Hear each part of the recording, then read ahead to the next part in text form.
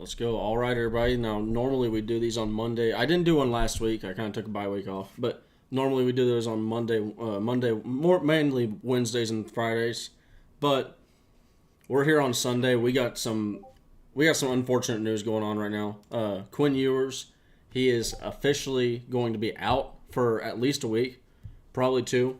And we're going to be talking about this. So if you want to call in, feel free to hit the link down below in the description. And yeah, hold on. Let me hold on. Goodness, the Discord is just popping right now. And that's where the link is. The link takes you to the Discord, and feel free to call in. And I will put this in the chat as well. So, what's up, Colton? Yeah, so Colton, I don't know if you just missed my little spiel here, but Pete Thamel, he dropped a bomb. Quinn Ewers, it's a grade 2 AC joint in his right throwing shoulder. So this was not the play that he took that hit on. This was a different play, and it ended up being an issue, and yeah, he can't go. 1 second here.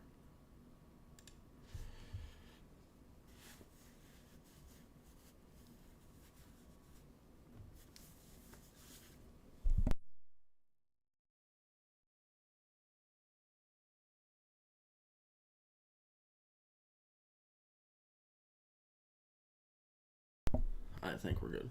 Okay. But yeah, so Pete Thamel reporting that Quinn Ewers is out. Now here's the deal. This is, like he said, it's not season injuring, not season ending. Last year we actually had in the NFL, Matt Ryan had a similar injury. He had a grade 2 shoulder separation. That was a AC joint as well on his throwing shoulder. This has ironically allowed Sam Ehlinger to get his shot. This was, of course, with the Jeff Saturday thing, so Sam Ehlinger never really got a fair chance, but you can use this injury history, what we've seen from the NFL and quarterbacks that have had this injury. They're usually out 2 to 4 weeks. Sometimes, sometimes the thing can, be a little bit more serious. I guess I'm not a doctor, so I'm not going to try and pretend to be one. But this is just one of those things where, let me make sure no one's in the. Somebody might be in the room right here with me. Okay, I'm like a grandpa right now. Okay, no one's in the room. All right, but basically what I was getting. So, sorry. Yeah, we can use the injury history from previous quarterbacks that have had this injury. Sometimes they've been a little bit more severe to where they've had to sit out longer than 2 weeks. And maybe they say, you know what, screw it. Let's just go ahead and our season's over. Let's just go ahead and get surgery on the thing and get it fixed up. Now, I'm not saying the surgery is going to be required. I don't know what's going to be required. All I do know is that the previous history that we've had with this is 2 to 4 weeks. So, thank you, Colton. Thank you. Yeah, I will be having and let me, I don't know why the chat. Hold on. Sorry about that. Oh. That's a problem. It has been about a week since we've done one of these. Gotta shake off the rust here. All right.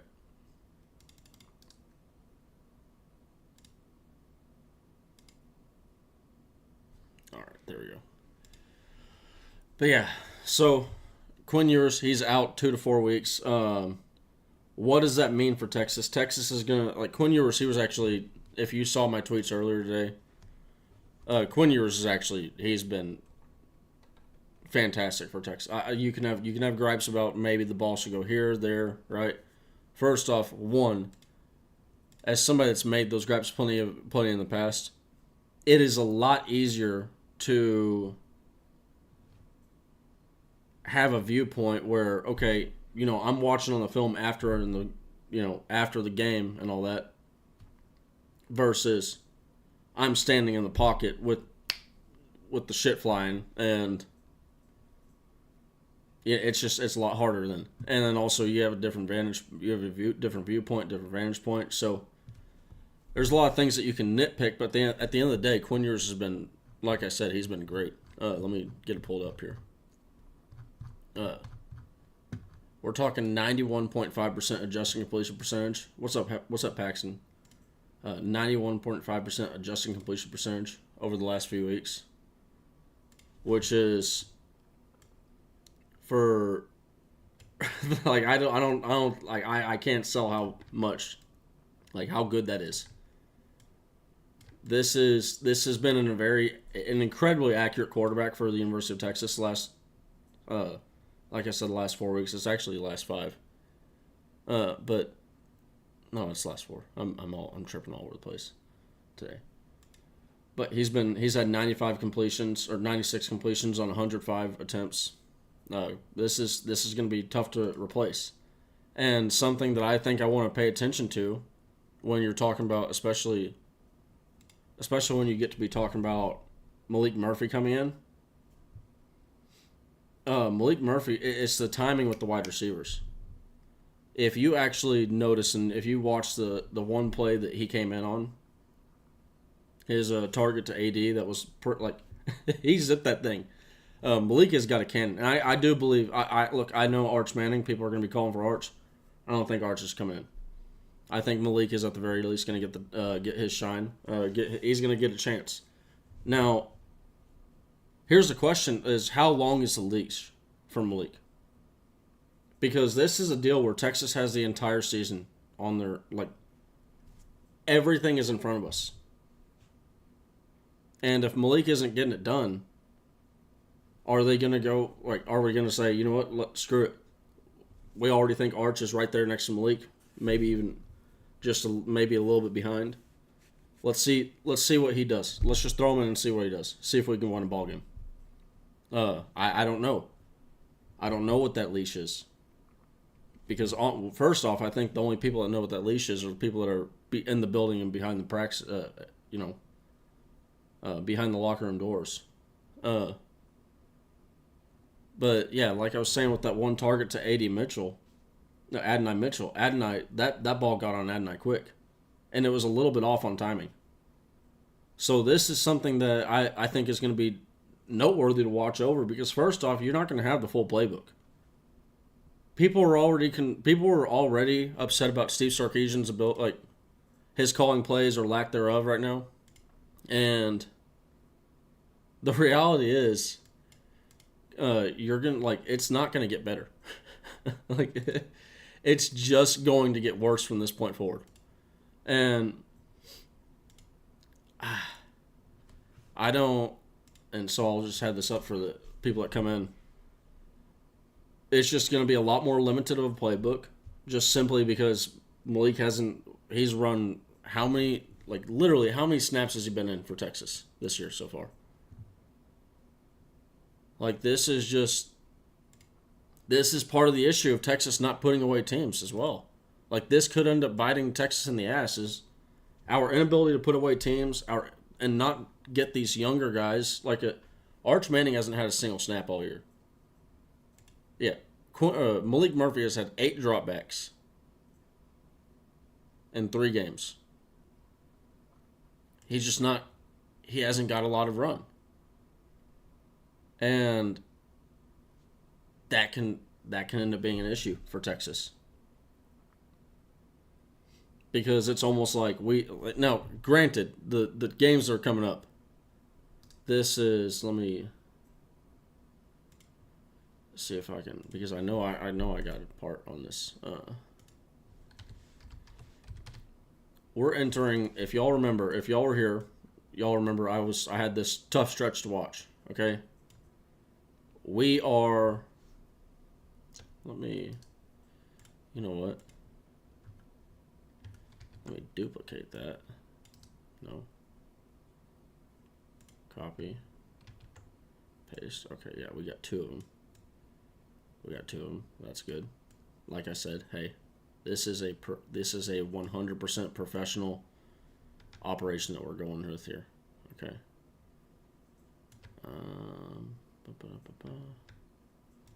Oh no, I know what I'm trying to do. Whoops. This is just all too much. I'm a dodo.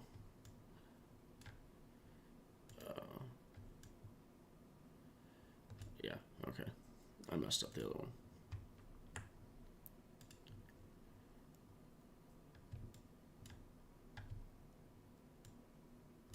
there we go. Okay, we finally got it. Uh, Let me see. Texas goes up in these big high school stadiums, and when it goes quiet, the players think it's over. No, I don't. This last game, I'm putting it all on Sark. I'm putting it all on Sark. That was just like that decision to go, because here's the deal. It's purely about timing. Okay? You look at this, and so I'll just hide this stuff for a second. If you look at what happened versus Houston. So Houston, they got the ball. I'm not gonna be able to pull. That'll be too much. But so Houston gets the ball, right? They go and they score. They get their first touchdown. Okay, cool. Texas, we're up 14, 2-score game. We're driving down the field. We stall out at the 26, and it's 4th down. Okay, now it's time to decide whether we punt or not punt, whether we kick a field goal and take the 3 points. Possible 3 points. The field goal is not guaranteed, but whether we take the 3 points or whether we go for it and try to punch the ball in the end zone because we're having such a good drive. And then what happens is we don't get the 4th down. We don't get the 4th down conversion. They drive all the way down the field immediately and get a touchdown. And they get a touch. So the 4th down conversion, the 4th down stop, huge momentum play for them. Huge momentum swing that should have never happened. You kick the field goal, what momentum do they get? They get nothing. So huge momentum swing right there. Then after that, they get a gigantic pass completion for a touchdown on one of our defensive backs. Just adds some momentum. You think, okay, the stadium, it's going to die back down, right? And then here's the deal. So the problem is when you have these neutral momentum things where it goes back to halftime, those fans, they were already amped. They're ready to be amped right back up. 40-yard kick return. Boom. Plus a penalty.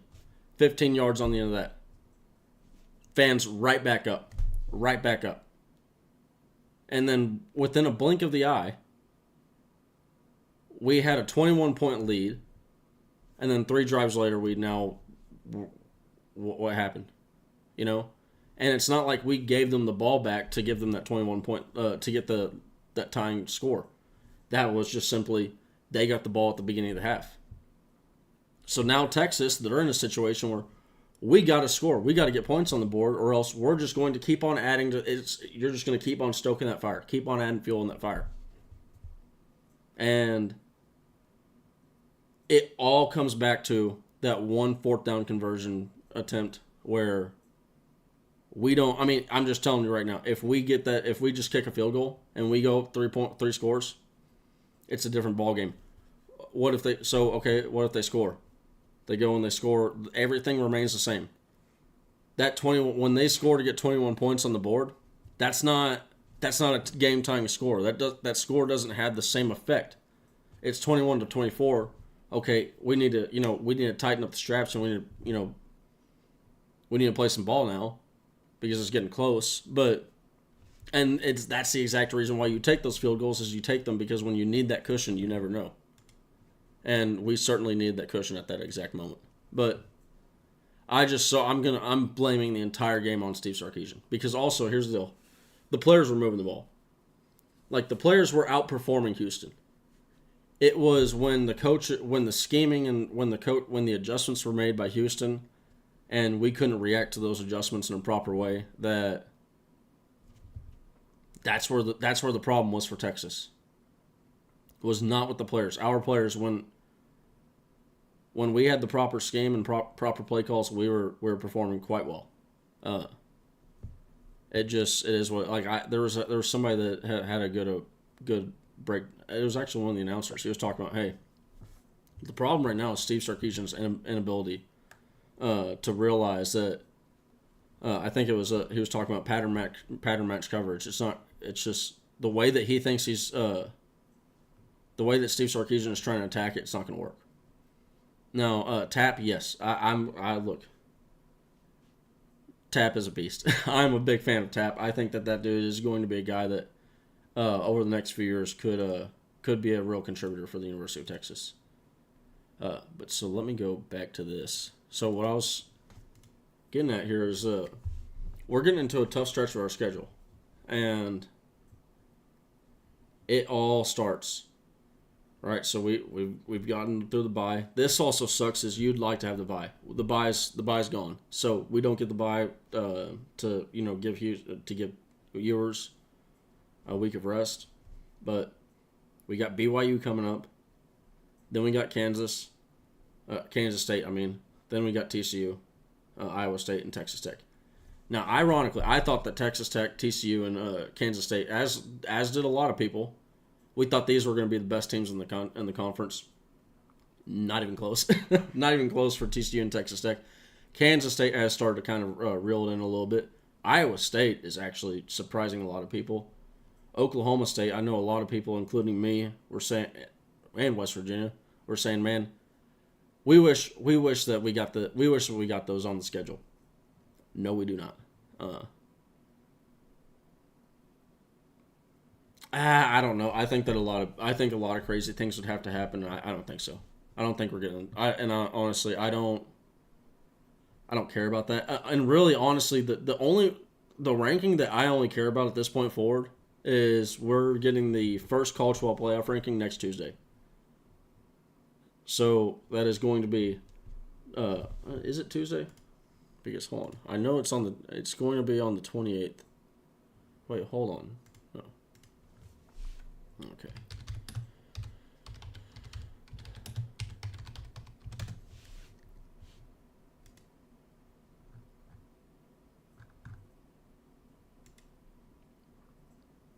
Okay, when is your first ranking going to be out?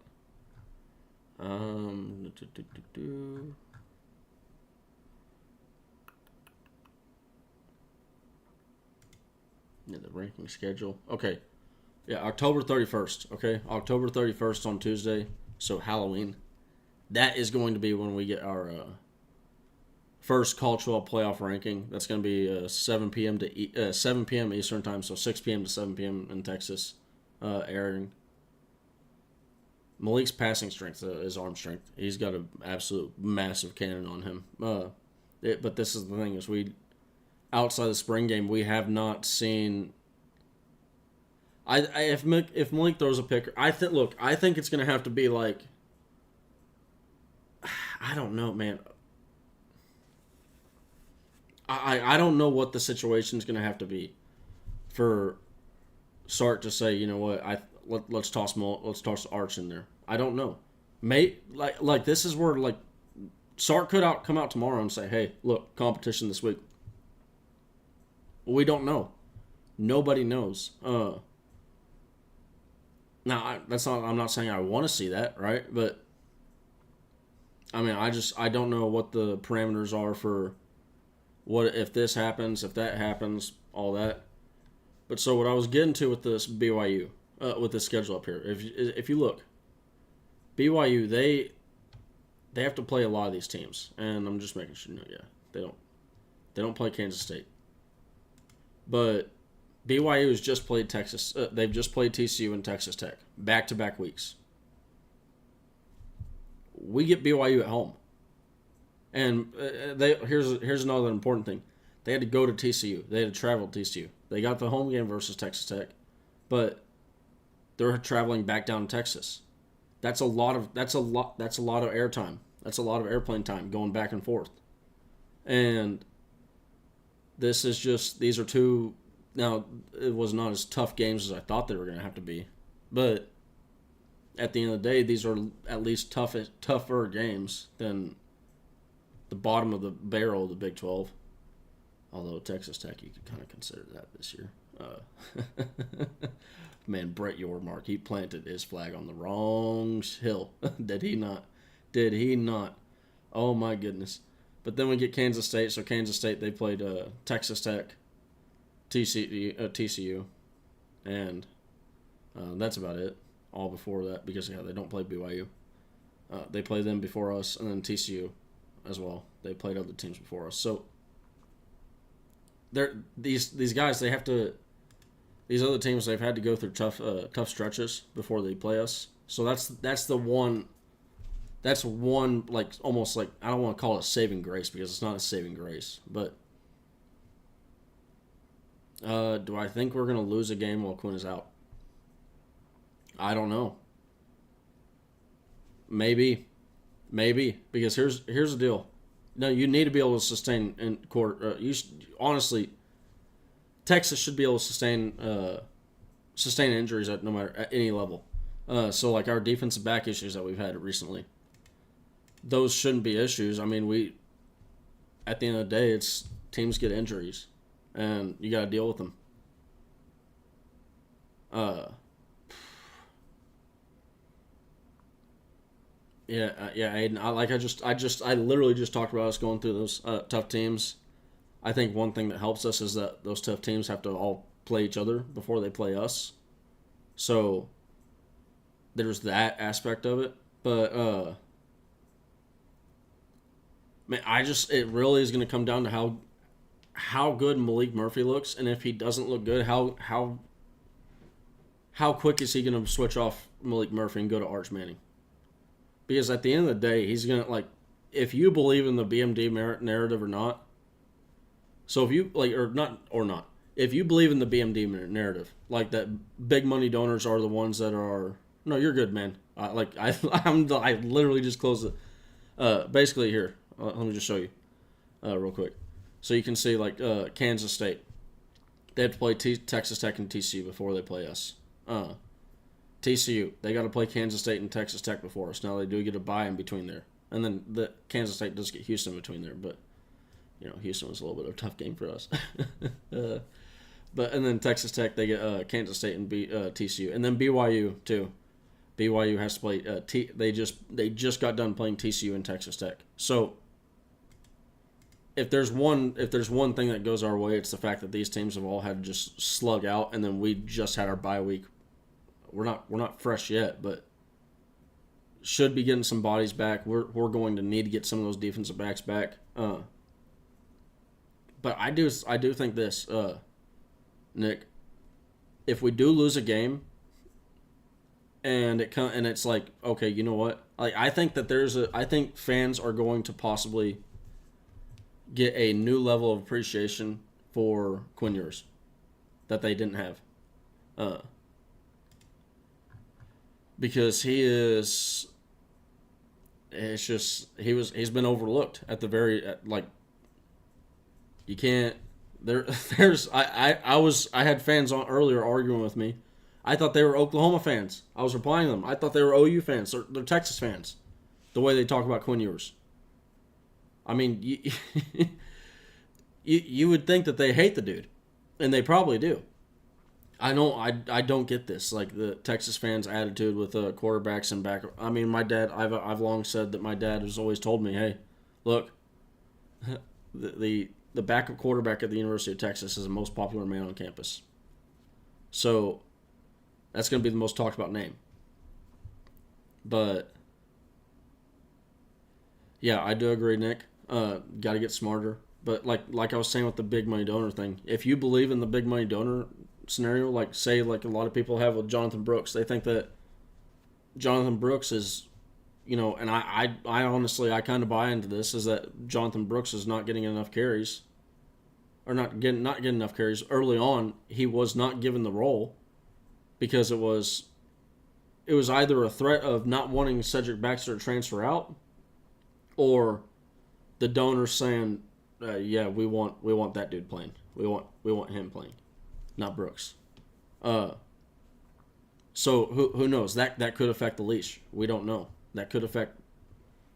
I do think that Malik Murphy is going to be the quarterback, though, 100%. Now I'm not. That's what I think.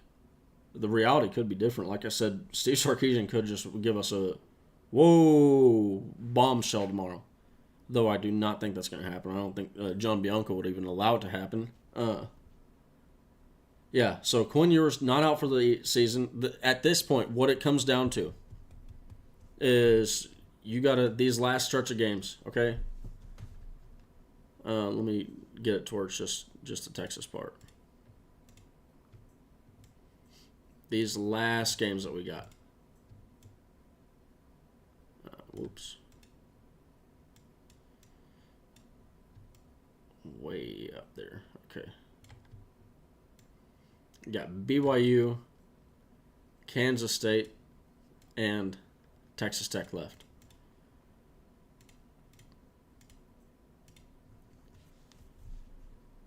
You just got to survive.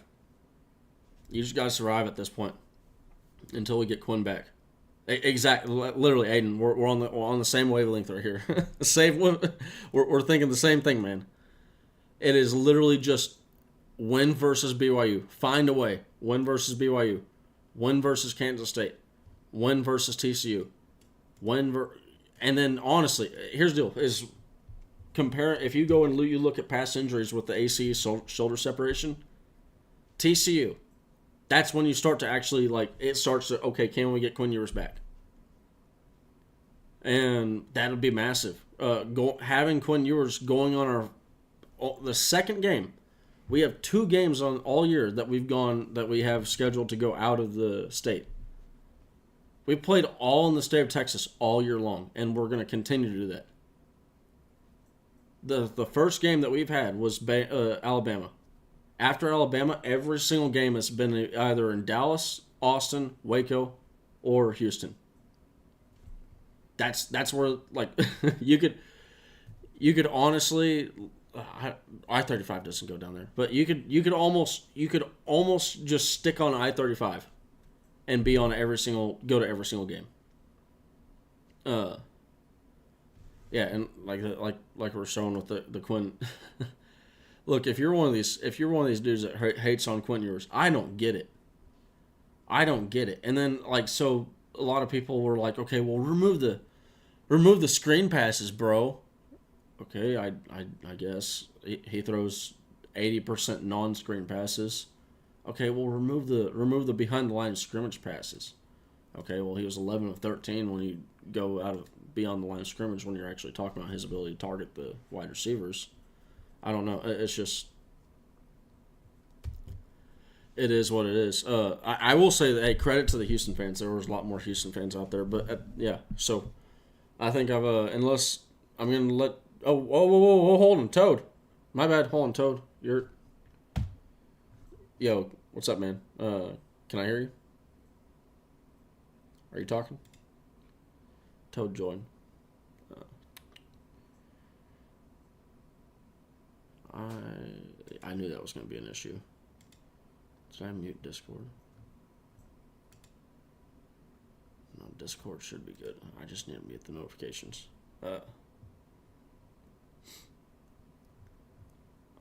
Alright, so whoever Toad is, if you're in the Discord, if you're waiting to talk, my bad. I've been just going and going.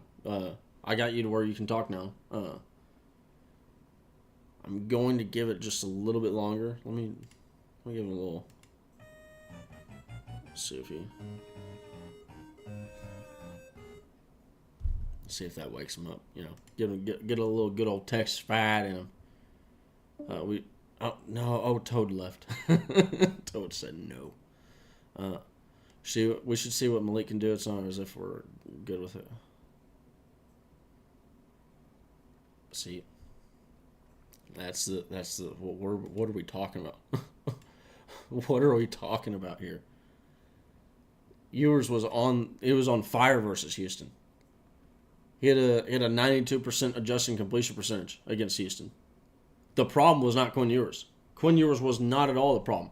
He was accurately throwing the ball. Actually, in one of the passes, one of his only incompletions on the day, the 4th down conversion attempt to A.D. Mitchell. A.D., the only reason why that play failed is A.D. didn't see the ball coming. Not at all. A.D. had no idea that ball was on its way. Until the ball was literally 5 yards behind him, already up on him, and it's too late to react. You can actually, if you go back and watch, and there was somebody that had a good comment because I noticed it on my Texas Clips channel. Let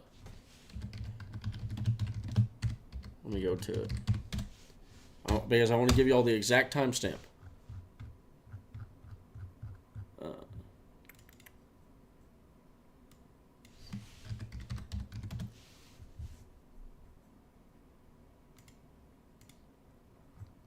Okay, let me see. Yeah, 29:51. 29 minutes, 51 seconds. Go to that part in the game. And if you watch that play happen, watch A.D. Mitchell the entire time very closely. You can actually notice him. What happens is he's running his route, has no clue the ball's thrown to him. He sees the defensive backs and the wide receivers that can see the ball. He sees their heads looking over in his direction. And you can see him like almost go, oh crap, I got to try and find this thing and locate it. And by then, it's too late. The ball was thrown in a place that only A.D. Mitchell could have caught it. Defensive back, like the defensive back that he's running up against, that's right in front of him. He sees him coming and fighting for the ball, and he's like, oh crap, the ball's up there. Ball's up. Like, ball's on its way. I got to be ready for this. He just had no clue that the ball was coming to him. And I'm not faulting A.D. Mitchell, Adonai Mitchell at all on that play. I'm not even trying to get close to faulting him on that play. I'm just saying it's just the circumstance of what happened. Yeah, no, I'm very excited to see what Malik Murphy can do. I'm really excited. This should be, at the end of the day, this is what this is because, look, it's just the elephant in the room, okay? What's happening with Malik next year? That's the question. A lot of people. Probably the most likely answer is Arch Manning is the starting quarterback for Texas next year. That is probably, and look, I'm not a Malik hater, okay? I'm not a Malik Murphy hater. Not at all. But so what you now, if that's the most likely scenario, what this is, Malik Murphy coming in, this is either an audition for his job at Texas to be the starting quarterback next year, or it's an audition to be a starting quarterback at another school, not named Texas. So there's honestly going to be more pressure on Malik Murphy because, and then on top of that pressure, you add on that, like, there's a lot of weight on Malik Murphy's shoulders. So this is going to be, if he comes in and it just plays impressive, that's going to be incredibly impressive to watch. Because now you also have the weight of Texas seasons on his shoulders. You don't think he doesn't, I mean, he knows if he messes up and he costs Texas a game, that might not cost them their entire chance. It could end up being the thing that costs them a chance at the Big 12 championship. But it could be that it'll definitely be the thing that costs them a spot in the playoff. That'll completely remove them from any playoff contention. We're still in the contention for it, but we're not anywhere close to driving for it. So there's just a lot of weight on Malik Murphy's shoulders with us being a situation where we lose one more game and it's backs, like we're already backs against the walls.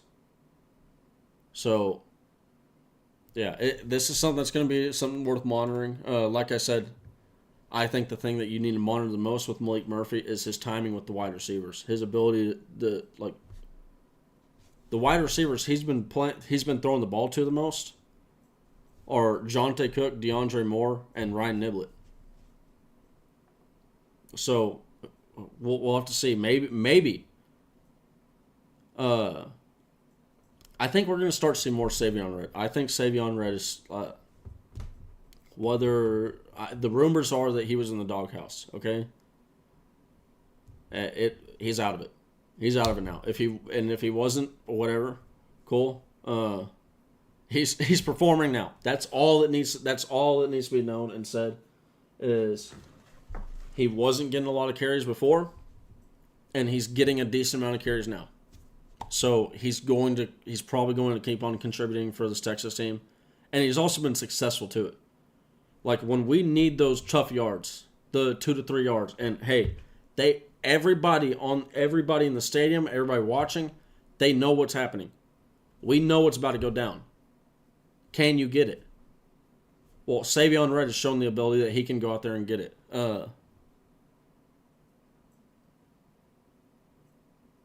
Yeah, Brooks just the vision is just so and is incredible. He had 7 missed tackles forced. The Savion Red and C.J. Baxter had 1 each.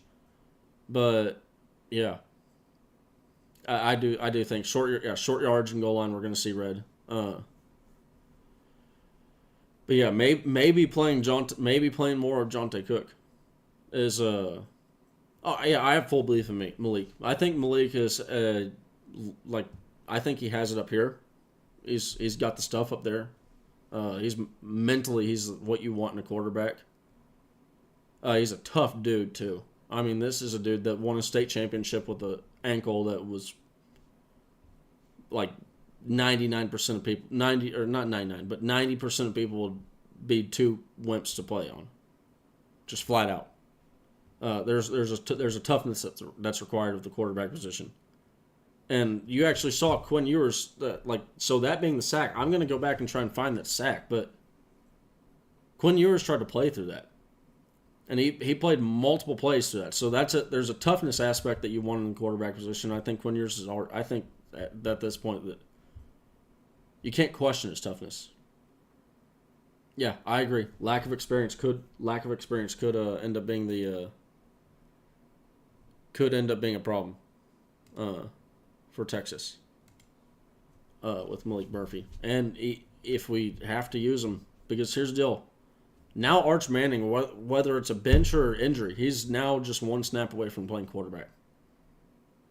So exciting times, but not exciting in the way that you want them to be. You'd rather it be in a different scenario. But Malik Murphy he's going to be probably getting the starting nod this week. We'll see. Steve Sarkisian, he's going to have a lot to answer about tomorrow. If any of y'all have found the press conference, any sort of clips or notes from the press conference, please let me know on Twitter, because I've been searching, I can't find a damn thing, and this is just a little small rant. This is too fucking stupid. Excuse my language, but this is just absolutely dumb, idiotic. I mean, we're a tier 1 program, and we can't when it comes to a simple post-game press conference. And here's the deal. Okay, so what happens if there's a tough press conference? What if there's some tough words in there?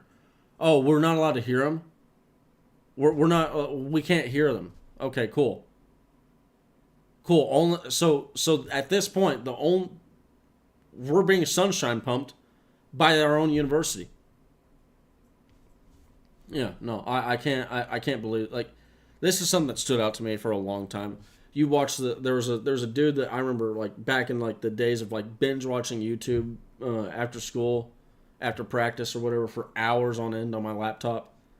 I remember watching this video of a dude. He got to take a son to he knew somebody that worked for the Oregon Ducks, and he had to do the whole 9 yards of no, it was an offensive lineman that he knew somehow, but basically got to do the whole 9 yards of getting to see all the locker room, everything. Oregon, their post-game press conference stuff, unmatched. I mean, there are programs that have legitimate rooms that are specifically for the press conference. Now, I understand Texas kind of has some. We do a little bit. It's honestly more we use one of the rooms that we have, and then we shuttle a bunch of chairs in there, line them up single file. This is a legit theater room that is specifically for media members, and then there's almost like a stage. It's like a stage that gets cut off. The coaches, there's multiple seats in a row behind this big, it's almost like a wooden picture frame that's just gigantic. It's just it's so professionally done. It's so much further ahead of Texas, and the only reason why is because our media they're just so scared of getting, information might get out. Oh, no. What? Fans, your job is, we're fans. We support you. We're fanatical, yes. But you don't, it's literally they're like they're too good for us. You know, like let's piss on them real quick. Let's just go ahead. Let's withhold things. Let's just pull things back. No, it's I don't know. It's stupid. Just my little rant on the lack of media coverage that we get. I cannot wait. Yeah, I'm gonna end it on that. But let's hope for the press conference. And yeah, they just want fans in suspense. Yeah, no. And then here's the funny thing: is if there's actually if there's anything controversial, like, and when I'm saying controversial, I mean like, oh, it might get clipped and put on Twitter, and some people might go, oh, Steve Sarkisian, oh my God, like all that crap, right? Okay, like the just bitching on Twitter. Guess what? People bitch. Let it happen. Been plenty of shit that's gone on about me that I've not been bothered about. If there's anything sort of snarky or anything like that, they cut it. You can tell. Like if you remember a year and a half back, Moro Ojimo. He slipped up and said the wrong thing in the press conference. They pulled the video off of YouTube, cut the video, reposted it so that you couldn't. And it's like we've already seen it. It's already out there. The quote's already in literally the type quote is already out there on the internet. It's just stupid.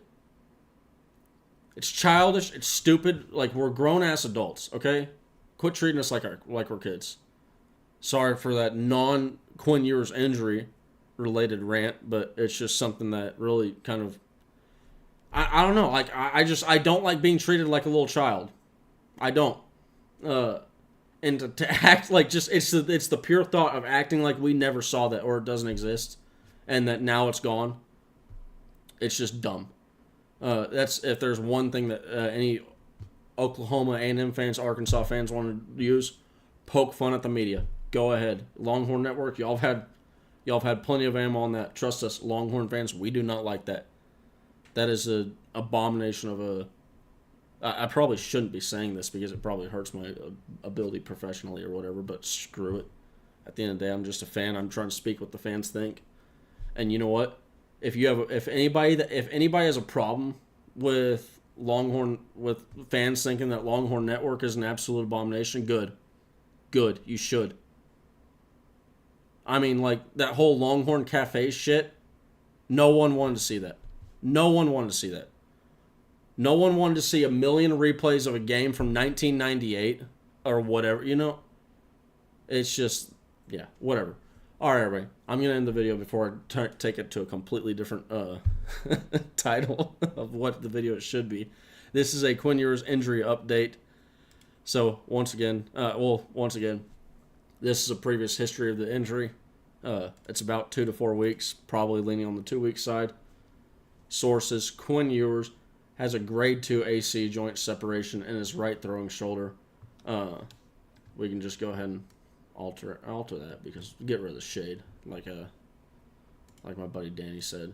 Yep, get rid of that shade. So expect to miss some time. MRI revealed it.